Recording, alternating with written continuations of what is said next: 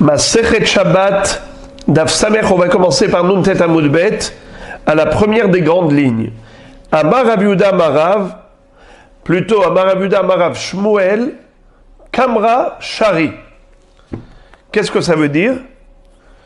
Shabbat, on a le droit de porter un kamra et de sortir avec à l'extérieur, et ce n'est pas considéré comme étant une hotsa'a interdite par les chachamim. Parce qu'il pourrait y avoir deux sortes de problèmes. Soit un problème minatora, soit un problème midérabanan. Problème minatora, si c'est un massoï, c'est considéré comme un corps étranger. Mais même si on échappe au problème thoraïque, parce que ce n'est pas un problème, ce n'est pas un corps étranger, mais malgré tout, Hachamim, on le sait, ils ont interdit de sortir pendant Shabbat avec un tarshit, de peur que la personne soit tentée de retirer dans le Reshut Harabim ce bijou pour montrer sa beauté, sa splendeur. Une femme peut se glorifier en étant fière quand sa copine lui dit « Montre-moi ton bijou ». Et elle va le retirer de sur elle, et elle risque ensuite, quand elle va lui rendre, de le porter dans la rue Arba Amot Birshut Harabim. À ce titre-là, Hachamim ont interdit. Alors maintenant, on continue l'étude toujours dans le même sujet. Quels sont les éléments interdits pendant Shabbat? Quels sont les tarshitim? Amar Rav Yehuda Marav Shmuel, Kamra Shari. Kamra, c'est permis de sortir avec le kamra.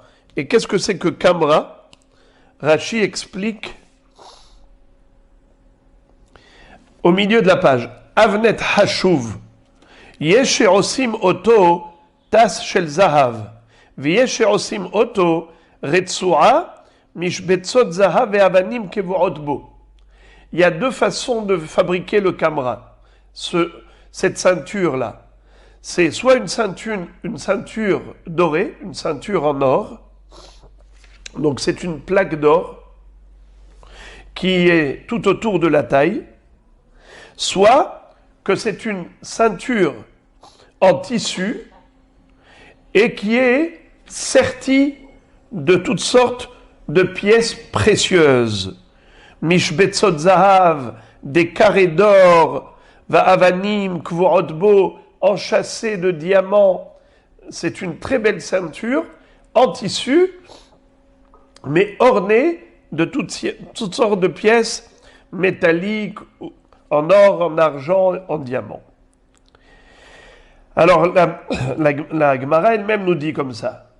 Ika de amre de arukta ve'amar Rav Safra mide de ava talit muzhevet. L'explication qu'a donnée Rav Safra à cette autorisation de Rav Yehuda au nom de Rav Shmuel, eh bien, il dit qu'il s'agit précisément de la ceinture en tissu ornée de pièces précieuses. Eh bien, pourquoi est-ce que ce serait permis, cette ceinture de Harukta? Harukta, ça veut dire en tissu. Réponse, midé dehava, talit muzhevet. De la même façon que on a le droit de sortir avec un châle tissé de fil d'or. Regardez, Rashi nous dit, midé dehava, talit muzhevet. Dehavet tarshit, vesharia. C'est-à-dire que on a le droit de sortir Shabbat avec un châle doré. Ulmishla ve'arvuye nami lo haishinan, she'en derech latir ezoro bashuk ve'iplub gadav. Et pourquoi nous ne craignons pas que la personne retire la ceinture pour la montrer à ses amis? Réponse, il faut être fou pour retirer une ceinture. Car la ceinture, elle tient les vêtements, elle tient le pantalon ou elle tient la jupe. Si on retire, eh bien le vêtement va tomber. La personne n'est pas folle. Veika de amre, de aniska. Et certains disent que Rav Yehuda, au nom de Shmuel, quand il a autorisé cela, il s'agissait d'une ceinture en or. Et pourquoi est-ce que c'est moutard? Midé de Hava Avnet Shel Melachim. De la même façon qu'on a autorisé au roi d'Israël de sortir avec une ceinture pareille, une ceinture dorée autour de la taille, ainsi tous les bénis Israël sont des rois, sont tous des princes. Regardez Rashi, Avnet Shel Melachim, une ceinture de roi, chez Asui Kulo de Niska, la ceinture elle est entièrement faite en or. Vechol Israël Bene Melachim Hem. Et tous les juifs sont considérés comme des Melachim ou Re'uyim Lo, et ils méritent une ceinture dorée. Amar les Ravina les Ravashi, Kamra ilave Hemiana Maï. Maintenant, Ravina a posé la question à ce propos à Rav Ashi. Il lui dit, est-ce qu'on a le droit de mettre un Kamra au-dessus d'une ceinture normale? D'abord, on a une ceinture normale, et ensuite on rajoute une belle ceinture. Est-ce que c'est permis ou interdit? Alors regardez la réponse qu'il va lui donner. Amarle trehemiane ka'amart. Tu parles de deux ceintures? Tu parles de deux ceintures? Alors ça veut dire quoi? Il veut lui autoriser ou bien il veut lui interdire? Alors il y a deux pirouchim dans Rashi qui sont contradictoires. C'est une mahloket. Trehemiane ka'amart. Havadai masoyhu ve'asur. La shon talmidei Rabbeinu Yitzchak nishmato eden. Nucho eden. Qu'est-ce que ça veut dire?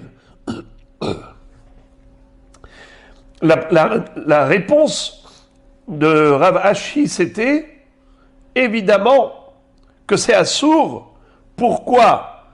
Parce que la deuxième ceinture ne sert absolument à rien. Pourquoi est-ce qu'on a le droit de sortir avec nos vêtements? Parce que ça nous sert à quelque chose. Une ceinture, ça sert à tenir les vêtements. Mais une deuxième ceinture, à quoi elle sert? À rien, donc à sourd. Mais par contre, Rashi continue en disant Betalmid Rabbeinu Halevi Matsati. Les élèves de Rabbeinu Halevi ont écrit Moutar. Au contraire, il lui a répondu bien sûr que c'est permis. Si une ceinture est permise, eh bien deux également c'est permis. Ve'arishon nir Eli. Rashi donne raison au premier pirouche. Pourquoi? Il dit Mishum de Gabeat Salad Leka Manina le Rabbi Yossi Shmona Asar Kelim. On retrouve plus tard dans un pérec qui parle de l'incendie qui a éclaté pendant Shabbat. Hachamim nous ont limité par rapport au nombre d'éléments que l'on peut sauver des flammes et les faire sortir de la maison enflammée à l'extérieur dans la cour. Et pourquoi Hachamim ont limité? Parce que si on permet tout, la personne pourrait être tentée d'éteindre les flammes pour sauver le maximum de choses. Alors on lui dit non, de toutes les façons, tu ne pourras pas tout sauver des flammes. On te permet juste de quoi te servir ce Shabbat, de quoi manger 3 séroudot, de quoi t'habiller. Et t'habiller combien? 18 begadim. Et là-bas, on a énuméré exactement, en détail, quels sont les begadim qu'on autorise. Entre autres, la ceinture. Alors regardez là-bas. Hatam had hagorhu. Là-bas, il y a une seule ceinture qu'on a autorisée. Des maninan, qu'on a compté. Ve'ishne hagurot share lechatrila, nimne hatamtre. Et si on avait le droit, a priori, de porter à l'extérieur 2 ceintures, alors si c'est comme ça qu'on s'habille, il fallait autoriser même 2 ceintures. Regardez Tosfot. Trehemiane ka'amart, 2 ceintures, tu as dit. La shon echad piresh bekontras leisur. Rashi Dans un des deux commentaires, il a expliqué que c'est assour. Ve'afal gav de chashiv bekol kidve beyuchred kelim punda vechagor. Alors, Tosfot pose la question, ils disent, mais pourtant, là-bas, on a autorisé pas seulement le hagor, la ceinture, mais même le funda. Et funda, c'est comme une bourse autour de la taille. Pirechata mekuntras de punda ou ezor. Alors, si c'est aussi une ceinture, pourquoi est-ce que Rashi se contredit? Alors, Tosfot répond, Hainu kegon sheyesh beged mafsik bentaim, aval trehem yane ze al gavze asur. Velo dame le kama malbushim she'adam lovesh bishvil hakor, aval trehem yane mahana'a yesh, ve'en derech lahgor ou masoyu. Tosfot veut expliquer qu'il y a parfois des ceintures permises, parfois interdites. C'est-à-dire, la deuxième ceinture, si elle est posée sur la première, elle ne sert absolument à rien. Là, c'est un massoy. Ça, c'est assour. Et c'est de cela qu'il s'agit ici. Mais ce que nous avons permis d'empérer kol kitve, en effet, là-bas, il s'agit d'une ceinture, par exemple, pour le pantalon. Et après, je mets mon manteau et j'ai une ceinture autour de mon manteau. Alors, ça fait que chaque ceinture remplit une fonction. À partir du moment où la ceinture remplit une fonction, il n'y a plus de problème. Et c'est pas comme les habits où on ne limite pas. Tu peux mettre même 3 pulls, 4 pulls. On va pas te dire qu'est-ce que tu fais, tu mets un sur l'autre. Parce que c'est pour le froid. Par rapport au froid, tant que ça me procure profit, j'ai le droit. Amar Abashi, Haïrasuka. Qu'est-ce que c'est que Rasuka? Rasuka, Rashi dit Hatichat Me'il Rehava. C'est un châle qui permet d'envelopper le corps. Alors, est-ce qu'on a le droit de sortir avec pendant Shabbat? La Gemara dit, ça dépend. I itle mafrehiyata share. Vilo asir. S'il y a, en effet, des crochets, des agrafes, des boutons, pour pouvoir fermer. Alors, dans ce cas-là, c'est moutard. Mais sinon, s'il n'y a pas ces lanières, ces lacets pour fermer et accrocher au corps, s'il n'y a pas les mafrehiyata, comme Rashi explique, retsuot ketzarot luyot ba, les koshra bahem ou les adkas vivotav, un genre de lacet et de lanière qui se trouve sur toute l'extrémité du châle pour ensuite attacher et fermer avec des boutons, alors il y a un risque que ça tombe et qu'il le ramasse dans la rue et qu'il le transporte Arba Amod Birshut Arabim. Et donc c'est interdit à ce titre. Velo Bekatla. Qu'est-ce que ça veut dire Velo Bekatla? Maïkatla. C'est quoi ce bijou dont on parle que les Chachamim ont interdit à la femme de porter pendant Shabbat? Menakta Pa'are.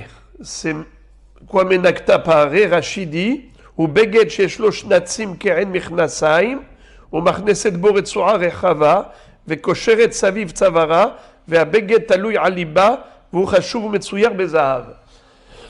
Rashi dit que c'est un genre de bustier, de tablier que la femme va attacher autour de son cou.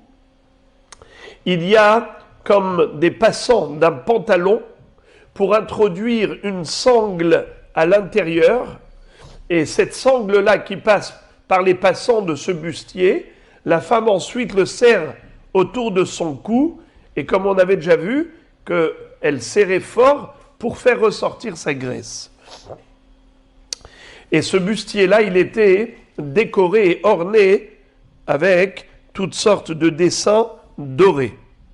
Hashuv Metsuyar Bezahav. C'était pas juste un tablier, c'était un très beau bustier doré. Ve yesh mefarshim kemin chatsi igul asu kemin kalbus ochezet bo mafteche chaluka ve'abgam bolé atzavara ve'ushel zahav. Il y a ceux qui disent que c'est un ras de cou qu'elle mettait autour du cou et qui était en or, et elle y attachait à ce ras de cou les mafteche chaluka, c'est-à-dire elle faisait tenir sa blouse avec. Nezamim, on a dit dans la Mishnah qu'elle n'a pas le droit de sortir avec des boucles. La Gemara précise, Nizme ha'af, c'est uniquement des boucles de nez qui sont interdites. Mais des boucles d'oreilles sont permises. Pourquoi ? Car les boucles de nez, c'est facile de les retirer pour montrer à sa copine. Et donc elle risquerait de les transporter pendant le Shabbat. Par contre, les boucles d'oreilles, étant donné que le couvre-chef, son foulard recouvrait même les oreilles, donc elle ne va pas relever sa coiffe pour pouvoir retirer les boucles d'oreilles. Ça ne se fait pas, elle ne va pas se découvrir. C'est pourquoi nous ne craignons pas qu'elle retire les boucles d'oreilles dans la rue pour les montrer à sa copine. Velo betabaat sheyesh alea hotam. On a vu également, Velo betabaat she'en alea hotam.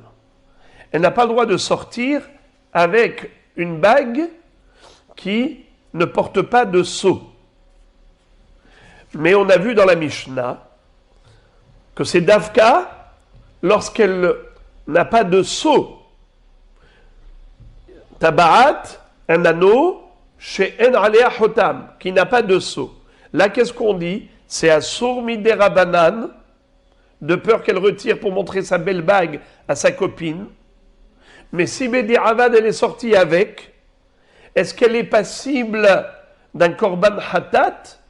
Est-ce qu'elle a commis une faute d'ordre thoraïque ou bien uniquement rabbinique ? Eh bien, on avait déjà vu que c'était uniquement rabbinique. Alors, à partir de ce moment-là, la Gemara va faire la déduction suivante. Hayesh alea hotam, hayevet alma lavtarshitu. On en déduit de notre Mishnah à nous. Quand est-ce que la femme, elle est ptoura de korban hatat ?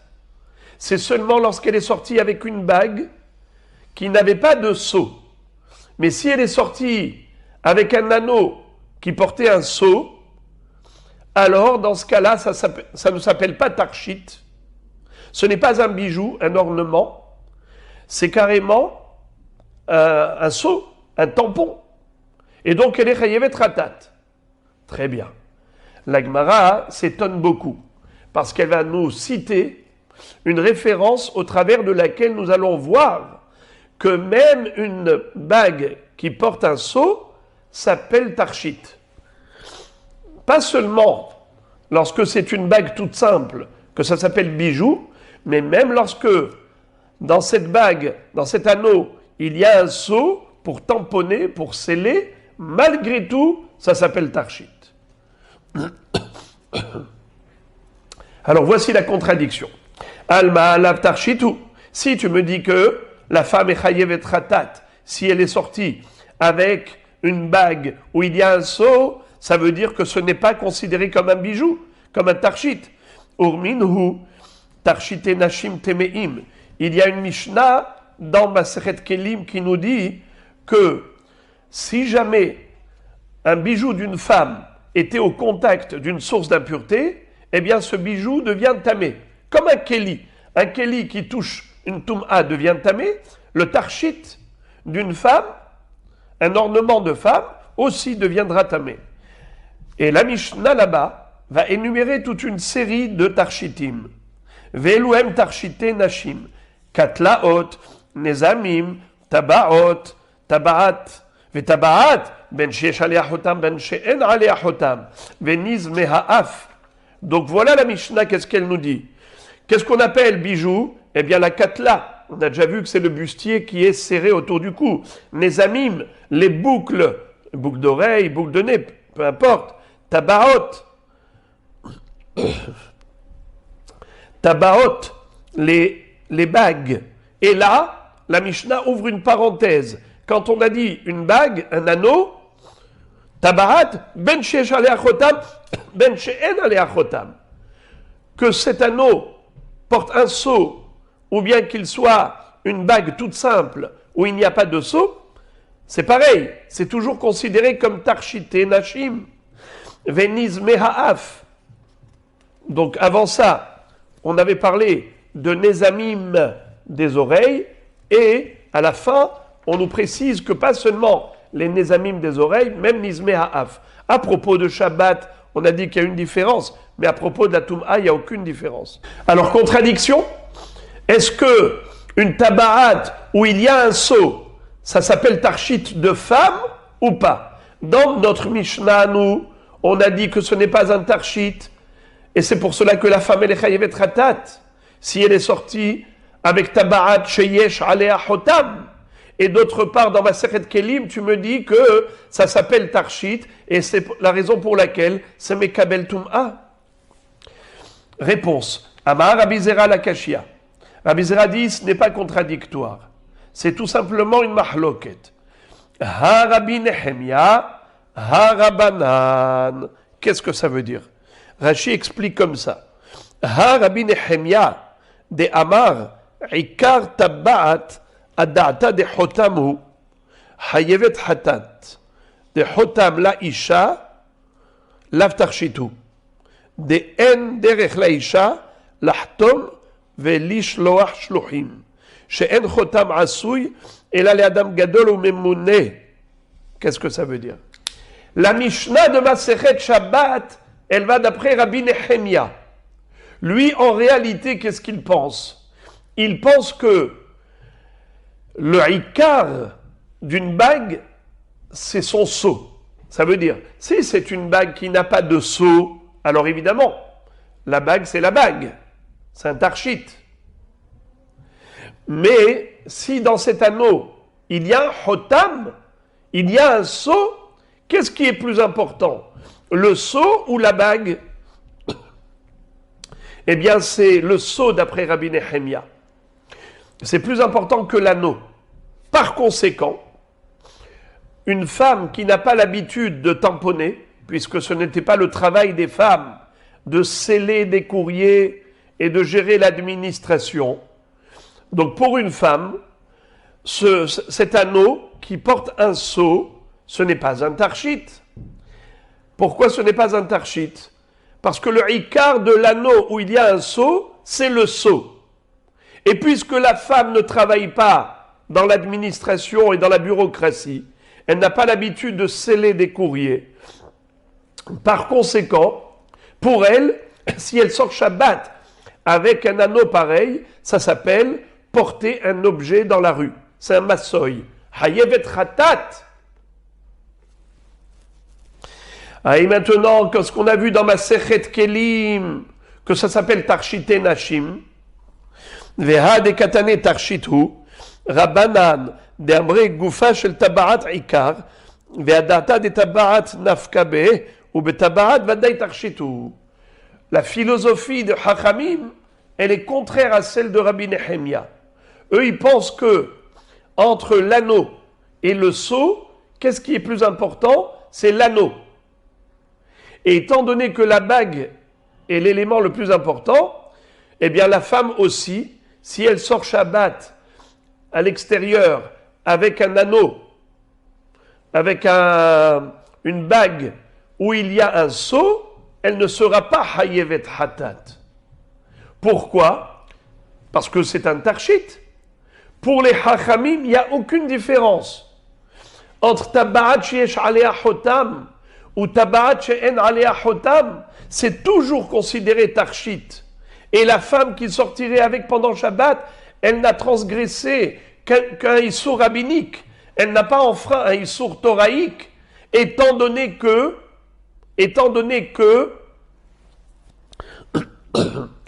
c'est considéré tarchit dans l'absolu, car le ikar c'est l'anneau et le sceau il n'est que accessoire, c'est une annexe. Alors c'est la raison pour laquelle il n'y a pas de contradiction. La Mishnah dans Kelim qui a dit qu'il n'y a pas de différence entre Tabaat chez Shalea Chotam, Tabaat chez Nalea Chotam. C'est toujours considéré comme Tarshit et par conséquent, c'est Mekabel Tum'a. Tandis que la Mishnah dans Masechet Shabbat qui distingue entre Tabaat chez Shalea Chotam et Tabaat chez Nalea Chotam, c'est Rabbi Nechemia qui lui va d'après le sceau. Tandis que Hachamim vont d'après l'anneau, la bague. D'Etania, où est-ce que nous retrouvons clairement cette mahloket entre Hachamim et Rabbi Nechemia? Dans la braïta suivante. Hi shel matechet vechotama shel almog temea. Hi shel almog vechotama shel matechet tehora. Rabbi Nechemia metame. שהיה רבי נחמיה אומר, בטבעת הלך אחר חותמה. Qu'est-ce que ça veut dire? Une bague métallique est mekabelet tum'a. Une bague qui est en corail n'est pas mekabel tum'a.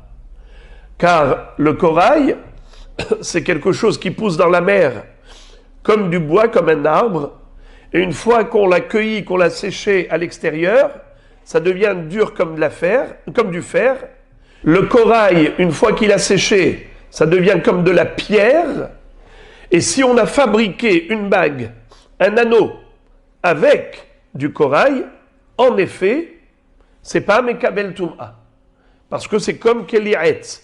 Pshute Keli'etz, ena Mekabelim Tum'a. Puisqu'il n'y a pas de réceptacle. Ce n'est pas fait pour contenir quelque chose. C'est lisse. Un anneau, c'est lisse. Alors, je répète. Un anneau en métal, Mekabel Tum'a. C'est une bague, c'est un tarshit qui est Mekabel Tum'a. Une bague en corail, c'est comme en bois. Ce n'est pas Mekabel Tum'a. Mais maintenant, la question se pose. Qu'en est-il si on a un seau?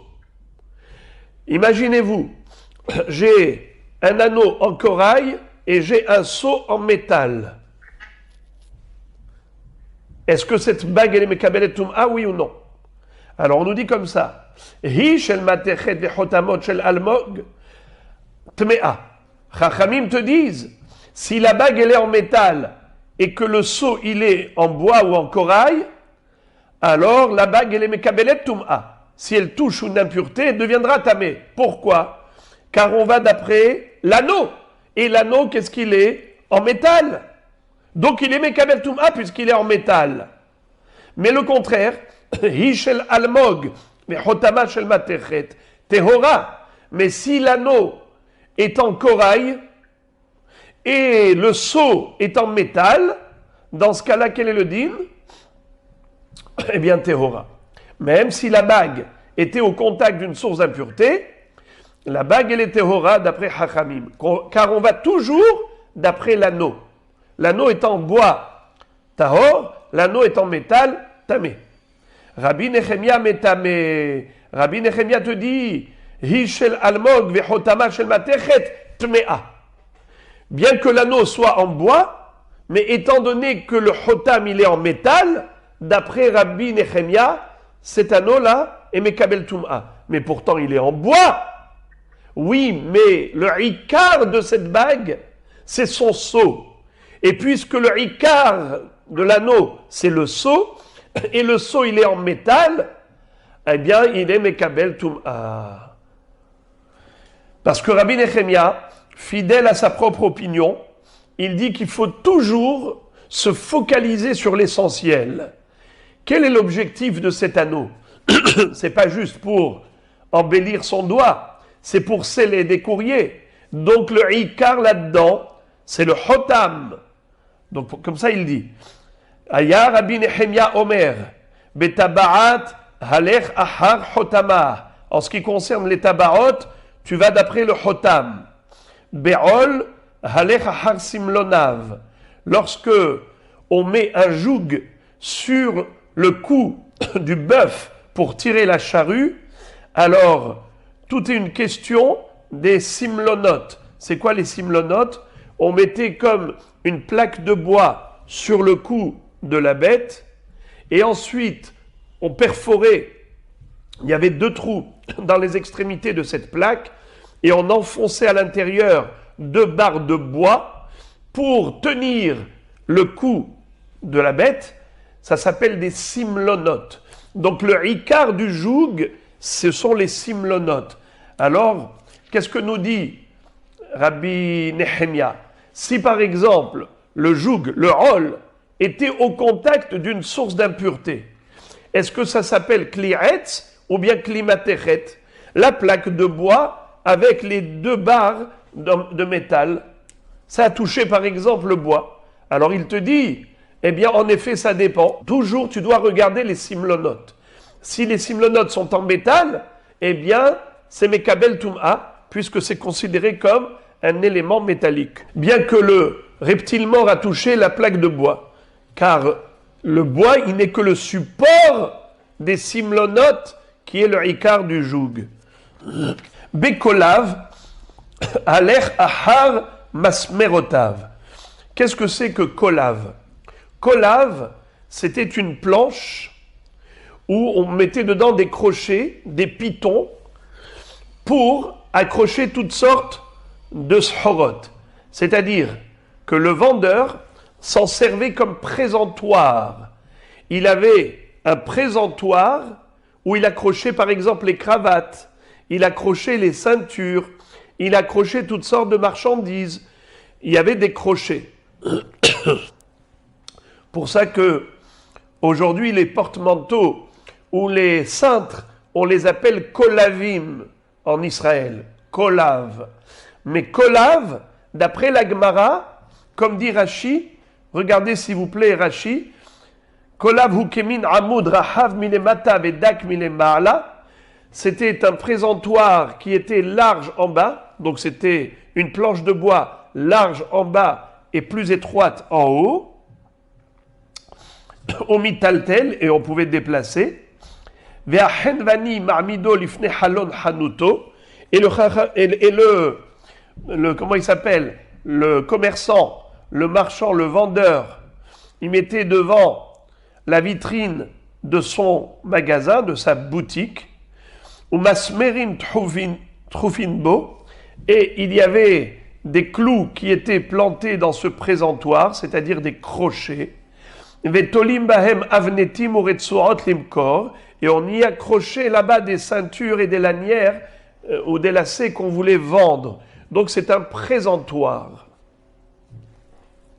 de marchandises. Alors on va d'après quoi? D'après la plaque de bois ou d'après les clous de fer, les crochets? Si par exemple, il y avait un homme tamé qui a touché le présentoir, il n'a pas touché le métal, il a touché le bois. Le bois n'est pas mekabel tum'a. Le métal, oui. Ce kéli là, est-ce qu'il est mekabel tum'a, oui ou non? D'après Chachamim, on va voir que non. D'après Rabbi Nehemia, oui, car le principal élément de ce présentoir, ce sont les crochets en métal qui servent aux commerçants pour accrocher sa marchandise. Donc le ikar, la neshama de ce présentoir, c'est les crochets. Donc c'est mekabel tum'a puisque c'est en métal. Pareil, besulam halech ahar shlivotav. Concernant l'échelle, on va d'après les échelons. C'est-à-dire que si par exemple, on avait une échelle, donc les 2 poteaux qui étaient en bois, et les échelons, les barreaux, étaient en métal. Et quelqu'un de tamé a touché l'échelle. Tamé ou pas? Alors Rabbi Nehemia dit oui, puisque les échelons ils sont en métal, alors c'est ça ce qui donne le statut. Puisque le métal est mekabel tum'a, cette échelle elle est tme'a. Be'arsi halech ahar shalshelotav. À propos de la balance qu'on appelle arsi, une bascule, une balance. Alors on avait les 2 assiettes de la balance et nous avons au milieu une barre et ensuite on a des crochets avec une chaîne. La chaîne tient l'assiette, les assiettes, pour faire basculer la balance d'un côté ou de l'autre. Eh bien, on nous dit comme ça, que pour fixer le statut de ce harsi, on va d'après les chaînettes, d'après la charchérette, c'est-à-dire les câbles, les ficelles qui tiennent l'assiette. Étant donné que ces chaînettes qui tiennent l'assiette sont en métal, et c'est ça le ikar de la balance, eh bien, en effet, il sera mekabel tum'a si c'est en métal. Donc, tout dépend de la neshama de l'objet. Qu'est-ce qui est le ikar de l'objet? Voilà comment Rabbi Nechemia va statuer chaque objet en fonction de ce qui est l'essentiel pour l'utilisation. Mais Chachamim ne sont d'accord sur rien. Chachamim omrim, hakol holech ahar ma'amid. Tout dépend du support. Si la base de l'objet, c'est par exemple du bois comme on vient de le décrire, les poteaux de l'échelle, les deux barres latérales qui tiennent les échelons, c'est en bois, même si les échelons sont métalliques, ça s'appelle une échelle de bois et c'est pas mekabel tum'a. Pareil, pour le support de la balance, c'est en bois, même si les chaînettes qui tiennent les assiettes sont en métal, pas mekabel tum'a.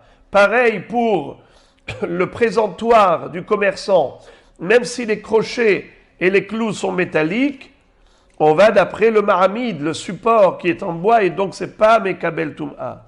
Pareil pour le hol, le joug, qui est une plaque de bois qu'on met sur le cou du bœuf, bien que les simlonotes ils sont en métal, eh bien ce n'est pas mekabel tum'a, car le support, c'est la plaque de bois qui est au-dessus.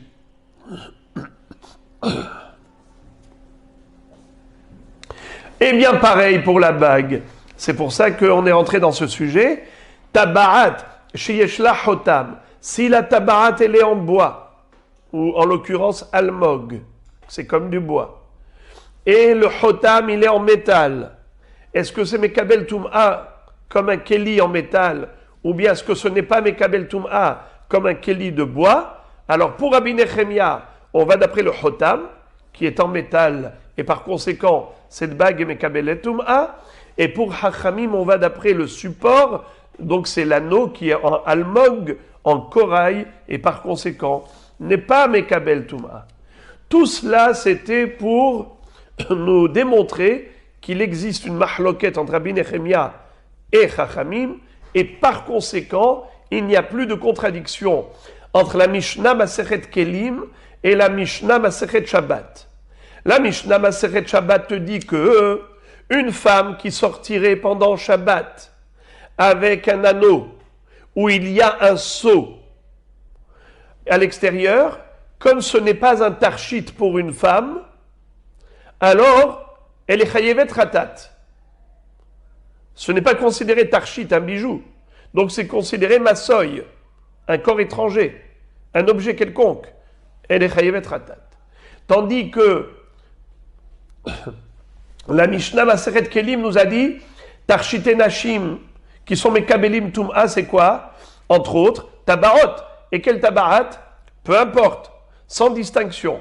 Ben Shesh Alea Hotam, Ben She'en Alea Hotam. Donc tu vois que on considère comme Tarchit pour une femme, même Tabarat Sheyesh Alea Hotam. Alors pourquoi tu me dis que si elle sort avec pendant Shabbat, elle est Chayevet Ratat? Réponse. Eh bien, la Mishnah Masechet Shabbat va d'après Rabbi Nechemia, qui dit qu'on va toujours d'après le Chotam, et la femme n'a rien à faire avec ce Chotam, puisqu'elle n'a pas l'habitude de sceller des courriers. Donc ce n'est pas un tarchit, c'est un objet qui ne sert à rien pour elle, et donc Chayevet Ratat. Tandis que pour Chachamim, qui vont toujours d'après le support, donc c'est quoi le support du Chotam? C'est l'anneau, la bague. Donc la femme, pour elle, le ikar, c'est la bague, et elle sort avec une bague, alors, zelo chashuv, ça ne change rien. Le fait qu'elle ait un chotam dessus. Pour Chachamim, elle sera be'emet ptura. Alors maintenant, Rabotai, la Gemara va nous citer encore une autre réponse à cette contradiction entre Masechet Shabbat et Masechet Kelim. C'est la réponse de Rava. Rava Amar Litzdadim Katane. Behemet la Mishnah dans Masechet Kelim qui nous a dit que les deux bagues sont Mekabelot Tum'a, c'est-à-dire Ben Tabaat Sheyesh Alea Chotam, Ben Tabaat She'en Alea Chotam. Nous avions cru que la Mishnah voulait nous dire que ces deux sortes de bagues s'appellent Tarshite Nashim. Et donc c'est comme ça qu'on a posé la contradiction. Alors pourquoi dans ma Sechet Shabbat tu me dis qu'elle est Chayevet Ratat si c'est un Tarshit? Maintenant Rava te dit que non. Ce n'était pas ça la kavana de ma Sechet Kelim. Litzdadim Katane. Qu'est-ce que ça veut dire Litzdadim? La Mishnah fait allusion à deux hypothèses.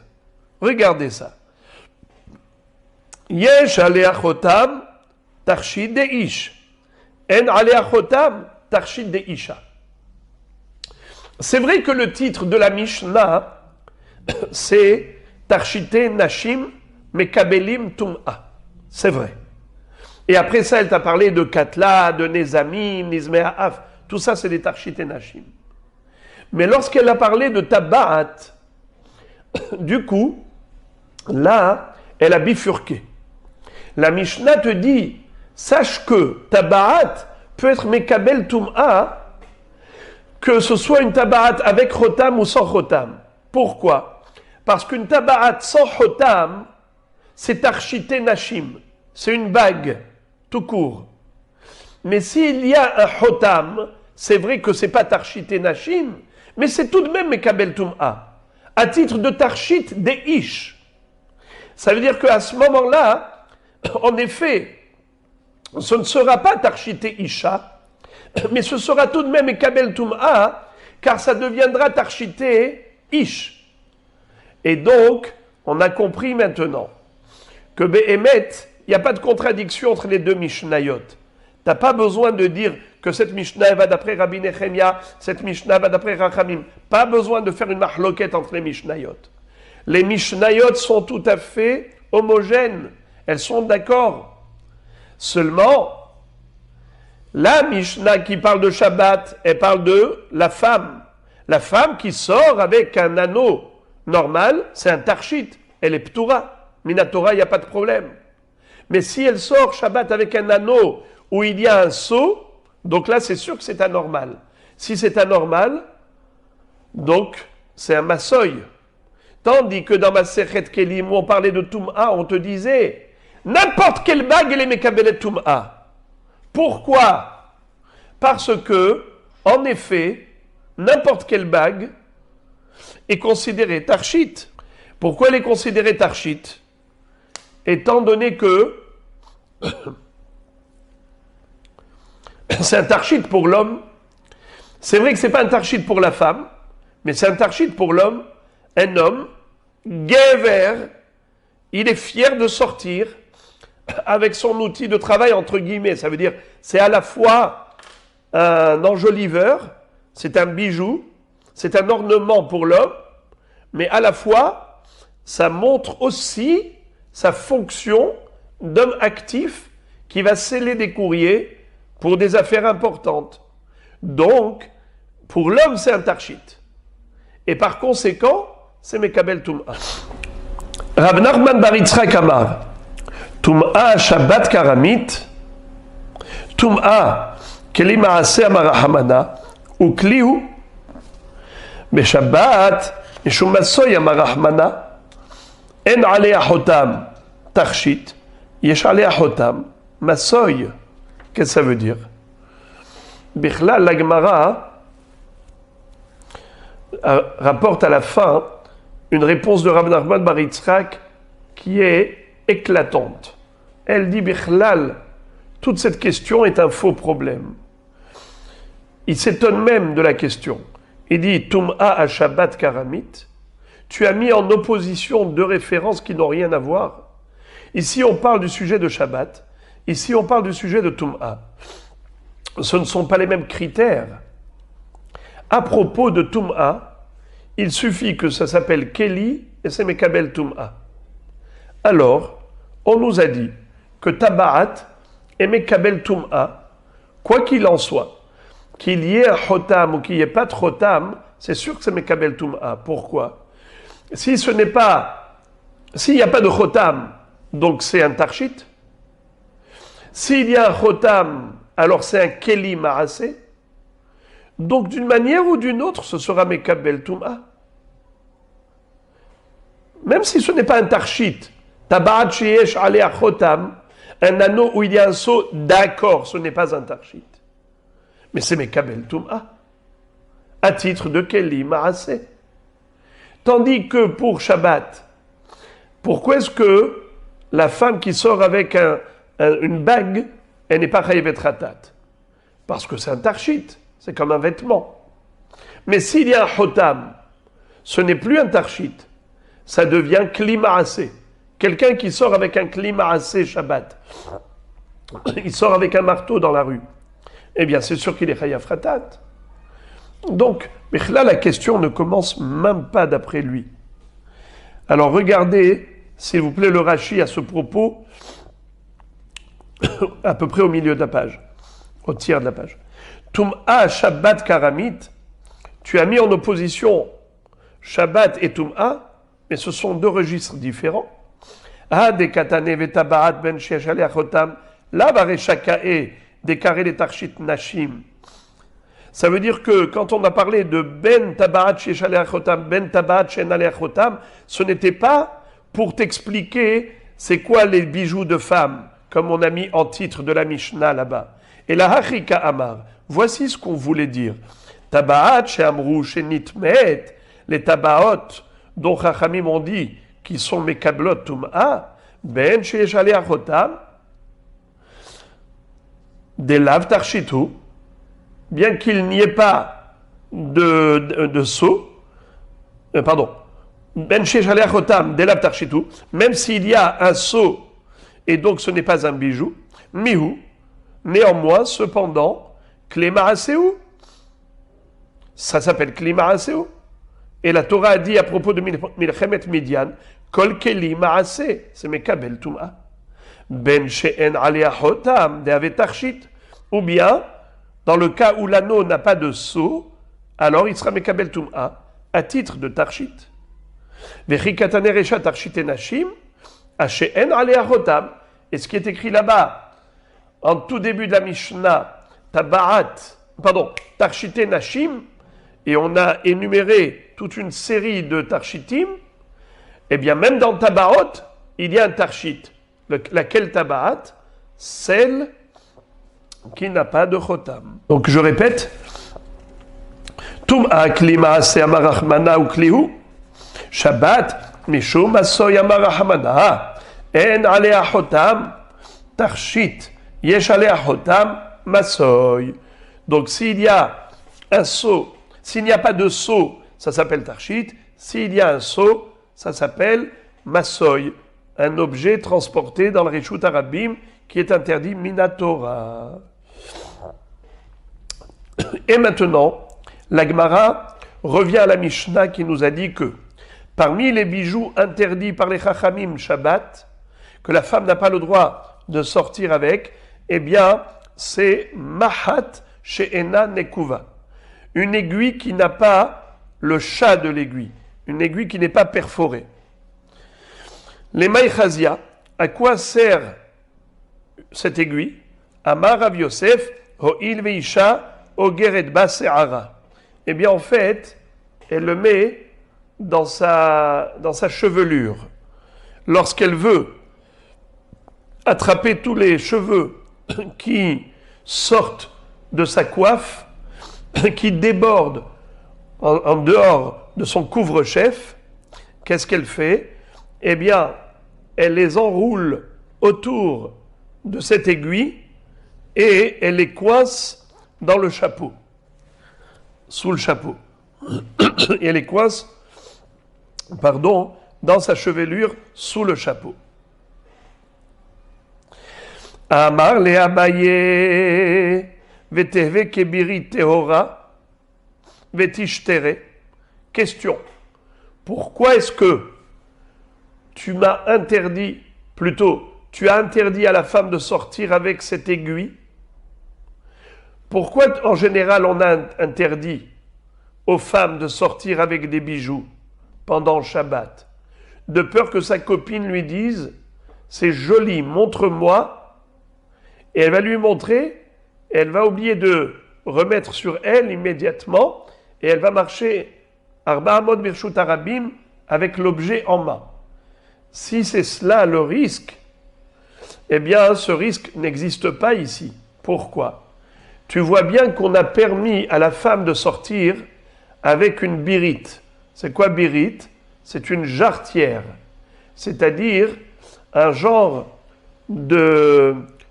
d'anneau autour des jambes pour retenir les bas. À l'époque, les bas n'étaient pas comme aujourd'hui en élastique. C'était des bas en tissu. Des bas qui étaient en tissu pour pas qu'ils retombent.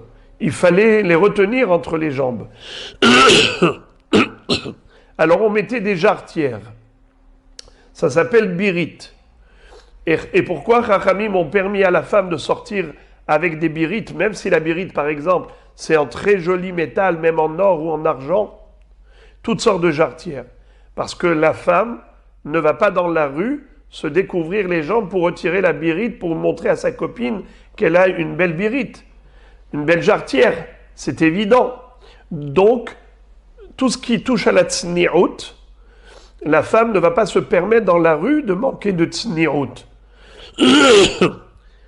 À ce titre-là, tu devrais autoriser aussi qu'elle sorte avec cette aiguille qui s'appelle Mahat She'ena Nekuva, qui est une épingle, qui est une pince qui lui permet d'attraper ses cheveux et de les mettre coincés sous le chapeau. Parce que c'est sûr qu'elle ne va pas découvrir ses cheveux dans la rue. Pourquoi tu ne lui as pas permis à ce titre? D'accord? Et ça s'appelle Birit Tehora. Pourquoi on appelle ça Tehora? Parce qu'on verra ça plus tard, Be'ezrat Hashem, que la Birit, pourquoi est-ce qu'elle n'est pas Mekabelet Tum'a? Pourtant c'est en métal. Parce que ça n'a pas le statut de Tarshit. Tarshit, d'un homme ou d'une femme, c'est seulement si c'est pour un ornement direct. Mais là, c'est Tarshit Shel Beged. C'est pour tenir les chaussettes, pour tenir les bas. Étant donné que c'est Tarshit Shel Tarshit, ça veut dire c'est le Tarshit du vêtement. Donc c'est pas considéré comme Tarshit de la personne. Donc c'est pas Mekabel Tum'a, la jarretière. C'est ce qu'on verra plus tard, Be'ezrat Hashem, que Birit, c'est Tehora à ce titre. Mais le mot Tehora ne nous concerne pas. La Gemara, juste, elle a appelé Birit Tehora pour que ça nous serve de référence, qu'on sache de quoi on parle. Mais en tout cas, ce qui est sûr, c'est que une chose qui est faite pour la tsni'ut ne risque pas d'être retirée par la femme dans la rue pour montrer à sa copine. Alors pourquoi est-ce qu'on a interdit la machat she'ena nekuva? Ça ressemble bien à Birit Tehora, Vetish Tere, tu aurais dû autoriser. Ela tirgema Rav Ada Narsha'a, Kameh de Rav Yosef, Ho'il ve'isha, Holeket ba se'ara. Rav Ada, de la ville de Narsha, a dit devant Rav Yosef le Pirouche que l'utilisation de cette aiguille, c'est pas pour ramasser les cheveux. Car si c'était pour ramasser les cheveux, il n'y aurait eu aucun problème. Le problème ici, c'est que cette aiguille, elle sert à faire l'arrêt au milieu de la chevelure. La femme, la femme en semaine, elle fait l'arrêt. Alors la Gemara dit, Beshabbat les maïhazia, je comprends pas. Puisque Shabbat, on n'a pas le droit de faire une raie au milieu de cheveux, de peur qu'on arrache des cheveux, alors, à ce titre-là, il n'y a aucune utilisation avec cette mahat. Donc, une femme qui sortirait à l'extérieur, c'est pas seulement asur midera banan, elle devrait être hayevet min ha-Torah. Amar Rava, alors Rava répond ainsi, que cette mahat, voilà sa forme. Amar Rava, tas shel zahav yeshla al rosha. Behol holeket bat se'ara, ou beshabbat maniha keneged padachta. Qu'est-ce que ça veut dire? En fait, c'est une broche qui a d'une part une aiguille d'un côté, et à la tête de cette aiguille, il y a une jolie plaque en or de toutes sortes de formes, et la femme mettait cela comme une broche pour faire joli sur sa coiffe, sur son couvre-chef. Eh bien, c'est cela le sujet. On te dit, en semaine, la femme se sert de la pointe de l'aiguille pour se faire l'arrêt au milieu de la chevelure. Et ça, évidemment, Shabbat, elle n'a pas le droit. Mais qu'est-ce qu'elle fait Shabbat? Elle se sert de l'autre extrémité, à savoir la jolie plaque qui se situe au sommet de l'aiguille et qui sert de broche, et cela, elle peut le planter sur sa tête pour faire joli devant son front. Eh bien, c'est assourd de sortir avec, pendant Shabbat, de peur que sa copine lui dise « c'est très très joli, donne-moi, je vois ». Elle va prendre dans sa main et elle peut marcher avec dans la rue. Voilà pourquoi Chachamim ont interdit. Lo yetze ha'ish besandal mesumar velo beyahid bizman she'en beraglo maka velo bitfilin velo bekamiya bizman she'eno min hamumche velo beshirion velo bekasda velo bemagafaim ve'im yatsa eno hayav chatat.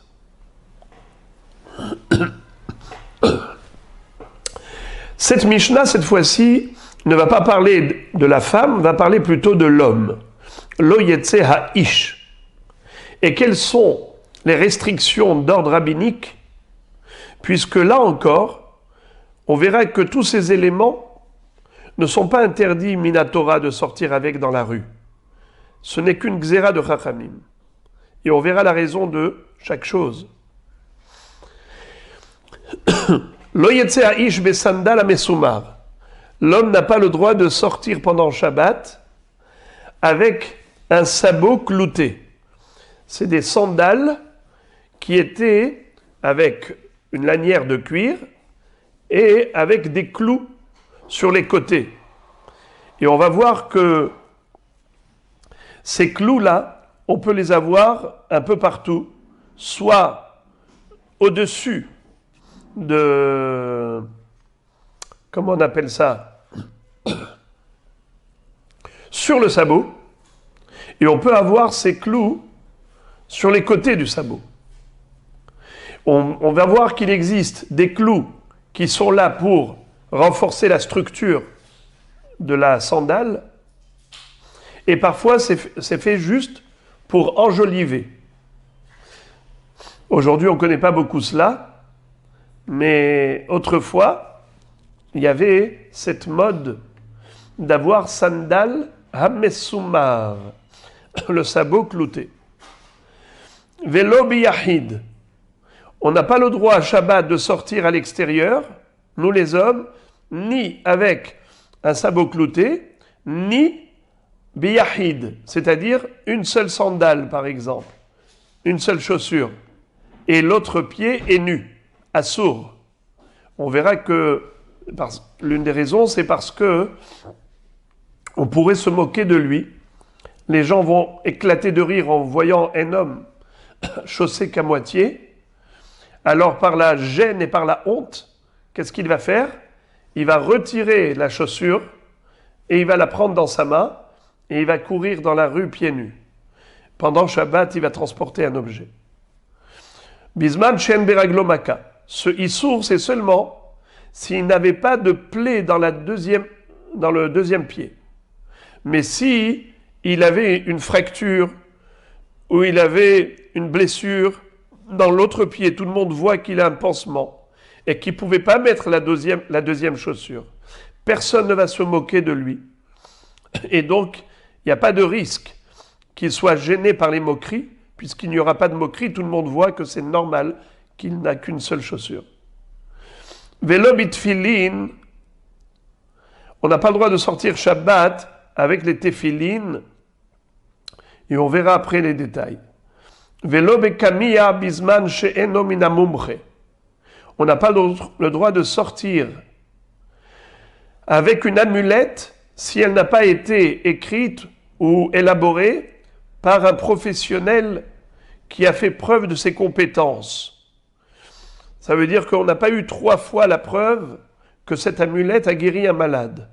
Alors, on n'a pas le droit de sortir avec une amulette qui n'a pas fait ses preuves.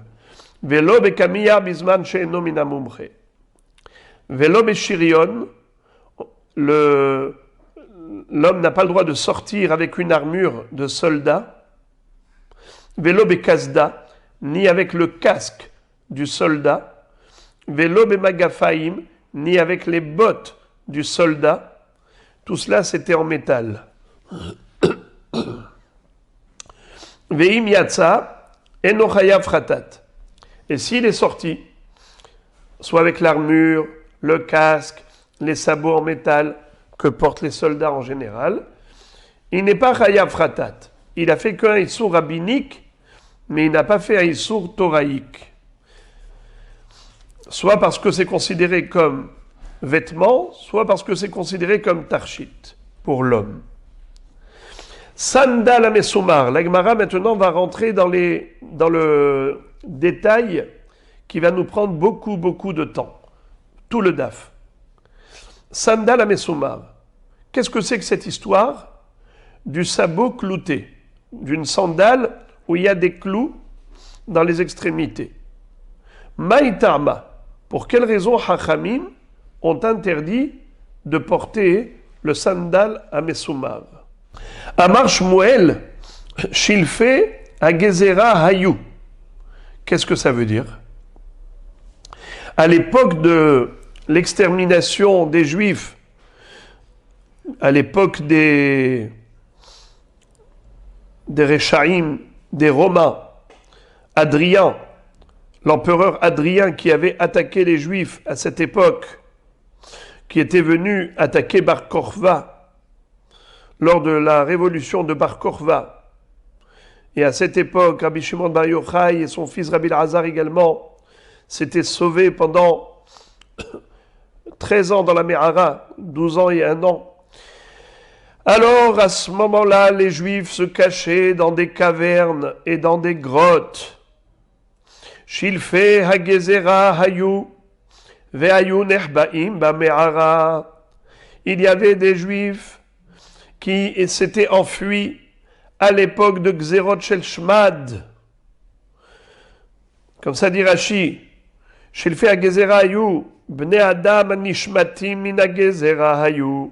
C'était des gens qui fuyaient, qui se cachaient dans des cavernes. Ve'amru anichnas ikanes ve'ayotse alietse. Ils se sont accordés pour que tous ceux qui rentrent dans la caverne ne ressortent plus. Car s'il y a quelqu'un qui sort et qui se fait apercevoir par les Romains, tout le monde va se faire tuer à cause de cette personne. Alors ils ont dit, celui qui veut rentrer, il rentre, mais il ne sort plus de là. Hayotse alietse. Qu'est-ce qui s'est passé? Nehpar sandalo shel echad mehem. Voilà, qu'est-ce qu'il y a eu? Il y a eu quelqu'un qui a mis ses chaussures, quand il est rentré, il est rentré et sa chaussure est tombée, et sa chaussure, elle a été dans le sens de la sortie. Donc ils sont rentrés, Et parmi eux, il y en a eu un qui a fait tomber sa chaussure, et sa chaussure était dans le sens de la sortie, comme quelqu'un qui sort. Kisvurim hem, et had mehem yatsa. Ils se sont dit, il y en a eu un apparemment, qui est sorti, et en courant, en sortant, sa chaussure est tombée. Une chaussure est tombée. Alors, ils ont eu tellement peur, ils étaient tellement saisis de panique, qu'ils vont tous s'enfuir à l'intérieur de la caverne. Ils vont rentrer au fond des grottes obscures. Et comme ils ne voyaient pas grand-chose, ils se mettent à courir dans l'obscurité, dans la peur et la terreur. Figurez-vous, comme ils avaient tous des sandales cloutées, eh bien ils se sont donné des coups les uns aux autres et ils se sont entretués beaucoup plus que ce que les ennemis leur ont fait. Regardez ce que dit la Gemara de cette période triste. Kisvurim hem ehad mehem yatsa, vera'uhu oivim. Certainement, cet homme qui est sorti a dû être aperçu par les ennemis. Ve'arshav ba'im alehem. Donc maintenant, ils vont venir les tuer. Dahaku zebazé, ve'hargu ze'edze, yoter mima she'argu bahem ha'oivim. Plus que ce que les ennemis leur ont fait.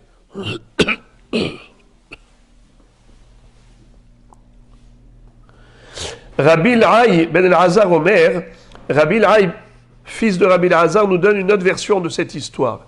Et il nous dit, Bim'ara hayu yoshvim, ils étaient dans la caverne, vesham'u kol me'al gabe ha'me'ara. Ils ont entendu des bruits qui ressemblaient aux bruits de troupes de soldats. Ils ont cru que c'était des soldats romains. Kisvorim hayu sheba'u alehem ha'oivim. Ils ont cru que voilà maintenant, les ennemis arrivent pour les tuer. Ils se sont mis à courir dans la caverne. Dahakuze bazé, veharguze edze, yoter mima shehargu bahem ha'oivim. Et avec les sandales cloutées qu'ils avaient, ils se sont entretués. Ça, c'est d'après la deuxième version, c'est que la peur est arrivée par le bruit qu'ils ont entendu. Troisième version, Rami Bari Chizkel Amar, Bebet HaKnesset ayu yoshvim, vesham'u kol me'achore bet HaKnesset, kisvurim hayu sheba'u alehem ha'oivim, dachaku ze baze ve'argu ze et ze, yoter mima shehargu bahem ha'oivim. En fait, ce n'était pas dans une grotte, dans une caverne, c'était dans une synagogue, carrément. Et ils ont entendu le bruit des ennemis qui arrivaient en troupe. Ils étaient sûrs qu'ils venaient les attaquer, qu'ils les avaient aperçus. Et donc, pareil, par la terreur, ils se sont mis à courir tout azimut et se sont écrasés avec les sabots cloutés. Beota sha'a amru al yetse adam besandal amesumar. À ce moment-là, les hachamim ont décrété que pendant Shabbat, l'homme n'a pas le droit de sortir avec des sandales cloutées.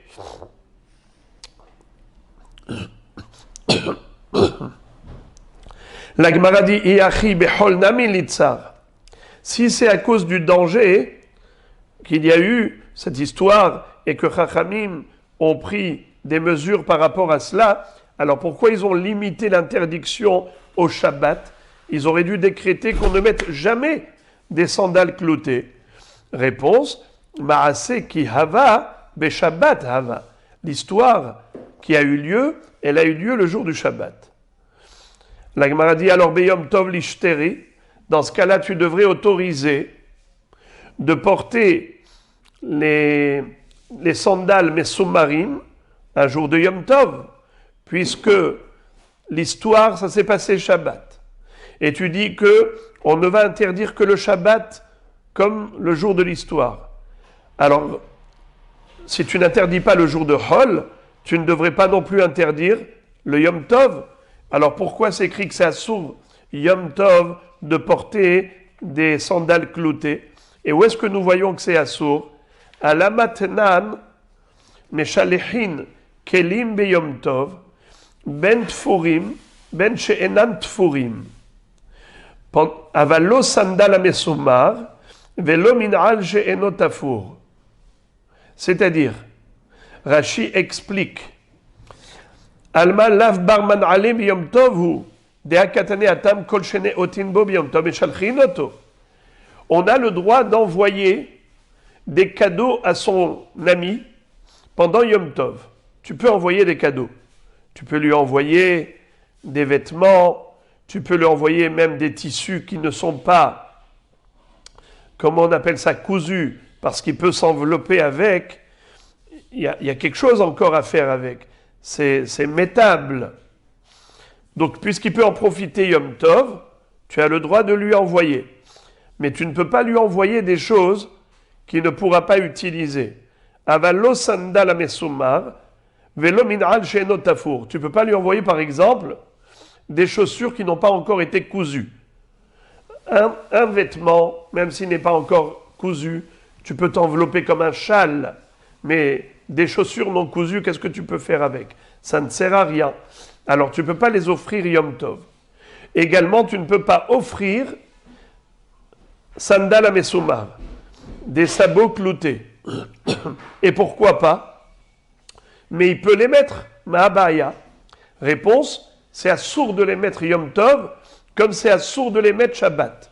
Sous-entendu que la Xéra, elle a eu lieu, pas seulement Shabbat, même Yom Tov, mais tu m'as dit qu'on n'interdisait pas un jour de Hol, parce que l'histoire, elle a eu lieu Shabbat. Alors si l'histoire, elle a eu lieu Shabbat, tu interdis que le Shabbat, comme le jour de l'histoire, eh bien, pourquoi est-ce que tu interdis aussi Yom Tov? Ça ne s'est pas passé Yom Tov, ça s'est passé Shabbat.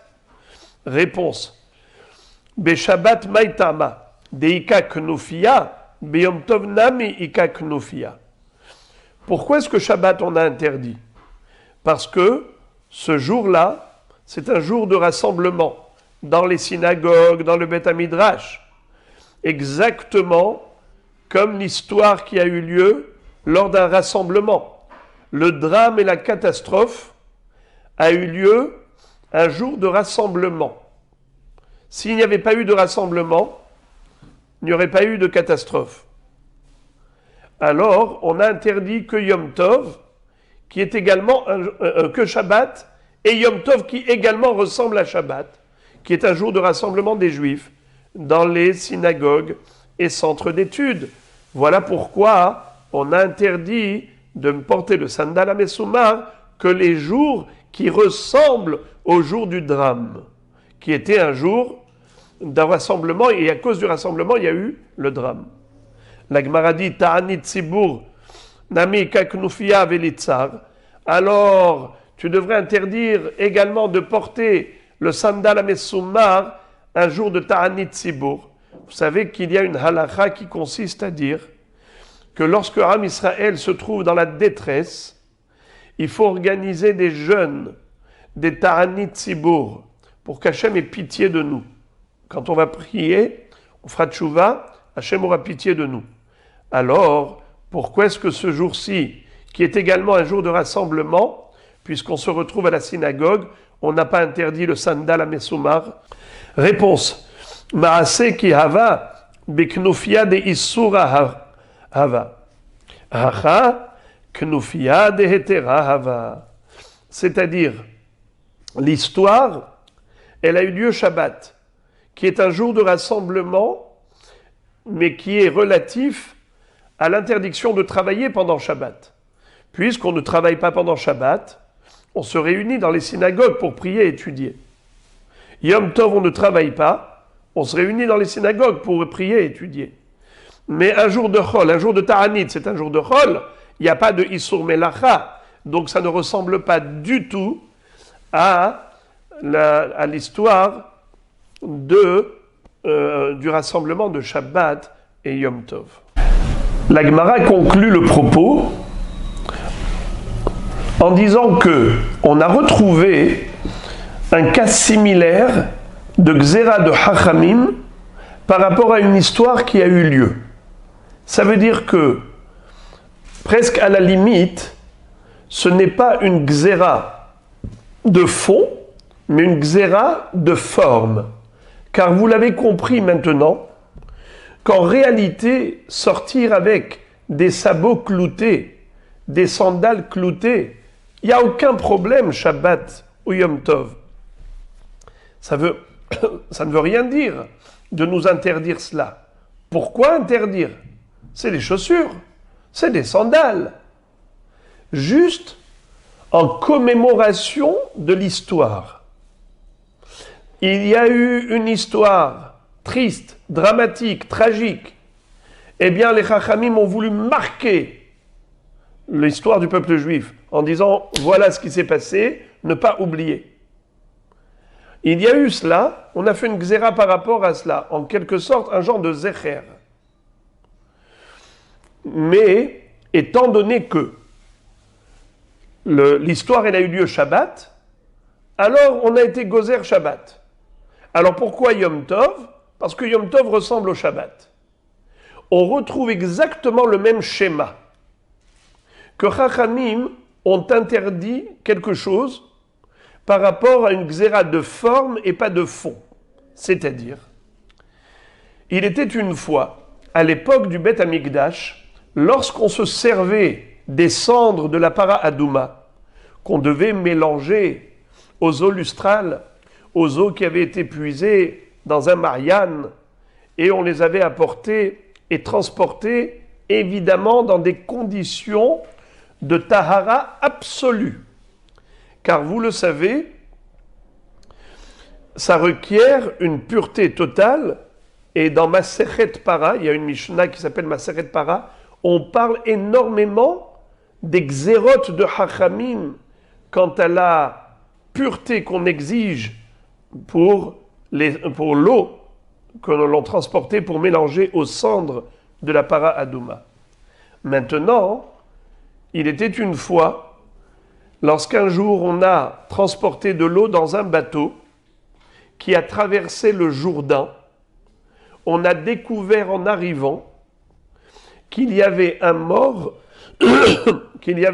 dans la cale du bateau. Et depuis ce jour-là, ils ont dit, on ne transporte plus les eaux de Efer Para Adouma au travers du Yarden, au travers d'un Nahar. Alors là, on va voir une mahloket entre Chachamim et Rabbi Hanina ben Akiva. Rabbi Hanina ben Akiva va dire que l'interdiction de transporter, c'est uniquement Bayarden ou Bassefina ou Kemaase Shehaya. L'interdiction de transporter de l'eau de Efer Para Adouma, c'est juste comme ça s'est passé dans un bateau, mais assourd de transporter dans un bateau. De traverser quel fleuve? Le Jourdain. Mais si c'est un autre fleuve, et que ce n'est pas dans un bateau, par exemple dans un radeau, c'est permis. Si c'est un autre fleuve et que tu vas à la nage, c'est permis. Ou bien même dans le Jourdain. Même dans le Jourdain, tu vas aller en radeau, c'est permis. L'interdiction n'a lieu d'être que si tu fais bidiouk, comme le Maaseh Shehaya.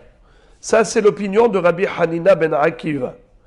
Mais Chachamim disent, non. Tout ce qui ressemble, c'est-à-dire tous les Neharot, pas seulement le Yarden, tous les Neharot. Et également, le Halak Gesher. On n'a pas le droit, pas seulement au travers du bateau, même pas sur le pont. Velo yeshitem alpene hamaim. Il ne faut pas non plus les mettre sur un radeau pour que ça flotte sur l'eau. Et had yarden ve hach arneharot. Que ce soit le Jourdain ou que ce soit les autres fleuves. Et nous dit Rashi, Palig Rabbi Hanina ve Amar, Lo asru ela bayarden ou basfina, Velo gesher ou sh'ar neharot, Degzera shegazru mehamat meora, En lahem nigzor ela me'ena meora. Rashi dit que lorsque on a fait une gzera juste pour rappeler un fait historique, alors la gzera elle n'est pas par rapport au fond, mais juste par rapport à la forme. Alors il faut se calquer sur la forme. C'était dans le Yarden. C'était dans un bateau. Alors tu n'interdis pas le pont, tu n'interdis pas un radeau, tu n'interdis pas des autres fleuves, même en bateau. Voilà comment Rabbi Hanina ben Akiva pense au niveau de Para Adouma. Alors maintenant la Gemara fait une comparaison. Et elle dit, tu vois ici, c'est un décret pour marquer un fait historique, et là c'est un décret pour marquer un fait historique. Qu'est-ce que nous a dit là-bas Rabbi Hanina ben Akiva? Qu'il faut se référer à l'histoire. Comment ça s'est passé dans le Jourdain, dans un bateau? Eh bien, la Xéra, c'est pareil. Ici, est-ce qu'il va dire la même chose? Est-ce qu'il va dire pareil que l'interdiction de porter un sabot clouté, c'est uniquement Shabbat, à titre de commémoration de cette histoire tragique? Mais Yom Tov, où ça ne s'est pas passé, ce jour-là, alors on va permettre? La Gemara dit non. Même Rabbi Hanina ben Akiva, qui distingue entre le Jourdain et les autres fleuves, ne va pas distinguer entre Shabbat et Yom Tov. Comme nous connaissons la Mishnah dans Masechet Megillah, En ben Shabbat le Yom Tov, et la Ochel Nefesh Bilvad. La seule différence entre Shabbat et Yom Tov, c'est que Yom Tov, on a le droit de faire des préparatifs culinaires et de cuisiner pendant Yom Tov, chose qui est interdite Shabbat. Sinon, toutes les mélachot sont interdites Yom Tov comme Shabbat, c'est un jour kadosh comme Shabbat, et par conséquent, même Rabbi Hanina ben Akiva est d'accord avec les Hachamim d'interdire de porter un sandal à Messoumar pendant Yom Tov, exactement comme Shabbat. Alors lisons ça dans le texte. Va filou les Rabbi Hanina ben Akiva de Amar. Lo asru ela bayarden ou basfina ou kemaase shehaya hanemile yarden deshane mishar neharot. C'est seulement par rapport au Jourdain qui lui est différent des autres fleuves parce qu'il est plus large et parce qu'il est plus profond. Aval Yom Tov et Shabbat qui adadeninhu, mais Yom Tov et Shabbat c'est presque identique. Ditnan comme il est écrit dans la Mishnah Megillah, En ben Yom Tov le Shabbat et la Ochel Nefesh Bilvad. On continue, toujours à propos du sabot clouté. Amar Rav Yehuda Amar Shmuel, Lo shanu ela le chazek, aval le noy mutar. Quand est-ce qu'on interdit de porter Shabbat ou Yom Tov un sandal à Messoumar? C'est seulement si les masmérim, les clous qu'on a introduits là-bas, c'était pour renforcer la structure. Ça veut dire que c'était au-dessus. On met les lanières, c'est-à-dire on met les sangles de cuir au-dessus de la sandale, du sabot, de la semelle, et on cloue. Ça, c'est assour. Aval les noy,